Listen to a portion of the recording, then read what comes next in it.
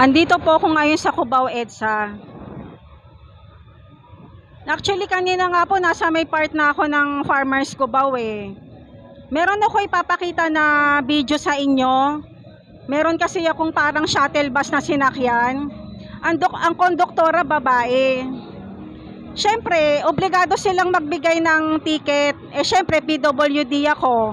So siyempre, dapat lalabas sa ticket ko, 31 pesos talaga yung babayaran ko. Okay naman, nagbayad naman ako dito sa konduktora na babae na to.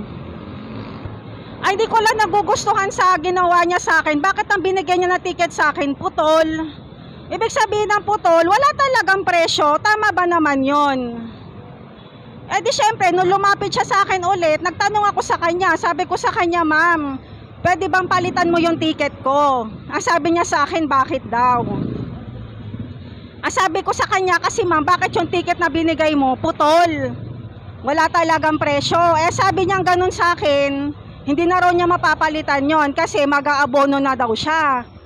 Eh sabi ko ganun sa kanya, ano pa gagawin natin? Kasi yan naman ticket na binigay mo, wala naman talagang kwenta yan. Eh putol nga yung ticket eh. So sasabihin niya sa akin, nagpalit siya ng bagong papel dun sa machine nila na mali. Sasabihin niya, hindi na raw pwede magpalit kasi mag-aabono raw siya. Eh di nagtalo kami ngayon. Sabi kong gano'n sa kanya, maniningil ka, nagbigay ka ng ticket, walang presyo, walang kwenta yan. Alam mo to, konduktora na babae na to, papakita ko sa inyo yung video sa inyo. Siya pa ngayon yung mataray. Sabi niya gano'n sa akin, pag di mo tinanggap yung ticket mo, i-issuean kita ulit ng ticket. Eh gago ka pala eh, sabi kong gano'n sa kanya. Pag may inspector na nagpunta rito, magre-reklamo ko sa kanya, ticket ninyo, putol, walang presyo. Ano kayo nasasabihin mo sa kanya, ginagawa mong tanga yung pasahero ninyo? Nagtalo pa kaming dalawa kasi mas mataray pa siya kaysa sa akin, gago siya.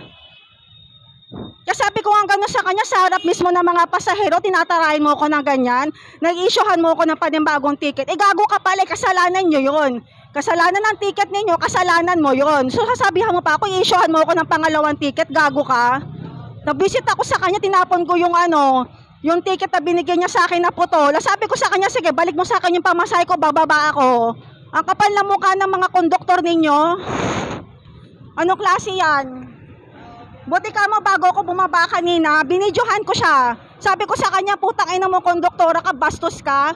Ikaw pa makikipagtalo sa pasahero mo, ang ticket mo, putol, walang presyo. Sige, balik mo sa akin yung binayad ko. Ang ginawa niya, imbis sa 31 pesos ang iaabot niya sa akin, ginawa niya pa 50 pesos, gago siya. Ang ginawa niya pa kabastusan. Yung 50 pesos talagang sinaksak niya pa talaga sa bag ko, putang ina mo, sabi ko sa kanya. Binidyohan ko po talaga siya. Ikakalat ko talaga sa Facebook to para makarating to kay Mayor Inares. Ano klaseng mga konduktora yan? Pakapal na mga mukha ninyo, makipagtalo pa kayo sa pasahero. Gawan nyo ng paraan yan. Nag-issue kayo ng ticket na walang presyo, putol, kasi sabihin nyo wala na kayong papel, nagpalit kayo ng panibago, di palitan ninyo yung ticket ko. Kasi yung ticket ko na binigyan nyo sa akin na putol, pwede nyo itago yan, di ba? Ganun lang kasimple yon. Napakabobo ng mga konduktor ng mga minibus na yan. Biyaheng Padilla to, Padilla ko, gate 2. Kapal na mukha nyo, popost ko talaga sa video to, salbahe yung mga konduktora ninyo. Bilangin mo muna, baka kulang yan. 31. Gawin ko sa 50. Wag mo ako sasabihan na i-issuean mo ako, tinan mo kasalanan mo. Diba, napakawalang hiya mong konduktora ka? Diba, kasalanan mo. Narinig nila kung paano mo ako pagsalitaan kanina, gago ka.